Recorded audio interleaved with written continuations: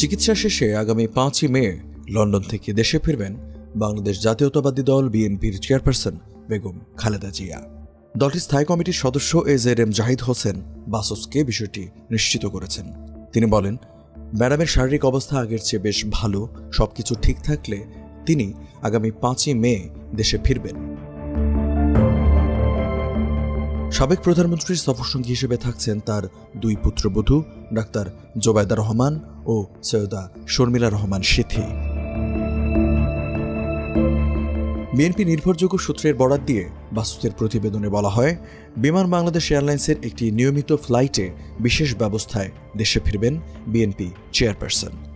দেশে ফিরতে পুরোপুরি এয়ার অ্যাম্বুলেন্স পরিষেবা পাওয়া না গেলেও লন্ডনে খালেদা জিয়ার চিকিৎসক ও সফরসঙ্গীরা সম্ভাব্য সর্বোচ্চ সুবিধা নিশ্চিত করতে কাজ করছেন।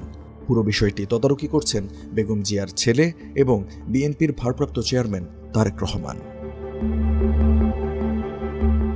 লন্ডন থেকে দেশে ফেরার পথে দুই পুত্রবধূ ছাড়াও খালেদা জিয়ার সফরসঙ্গী হিসেবে থাকবেন ডাক্তার এজেডএম জাহিদ হোসেন, চেয়ারপারসনের উপদেষ্টা ডাক্তার আমিনুল হক চৌধুরী, এপিএস মাসুদুর রহমান ও দুই গৃহপরিচারিকা ফাতেমা বেগম এবং রূপা হক। দীর্ঘদিন ধরে liver cirrhosis, kidney, heart, diabetes, arthritis সহ শারীরিক নানা অসুস্থতায় ভুগছেন খালেদা জিয়া। 2025 সালের 8 জানুয়ারি উন্নত চিকিৎসার জন্য তাকে লন্ডনে নেওয়া হয়। টানা 17 দিন চিকিৎসার পর লন্ডন ক্লিনিক থেকে গত 25শে জানুয়ারি খালেদা জিয়াকে নেওয়া হয় তারেক রহমানের বাসায়। সেখানেই তার পূর্ণাঙ্গ স্বাস্থ্য পরীক্ষা চলছে।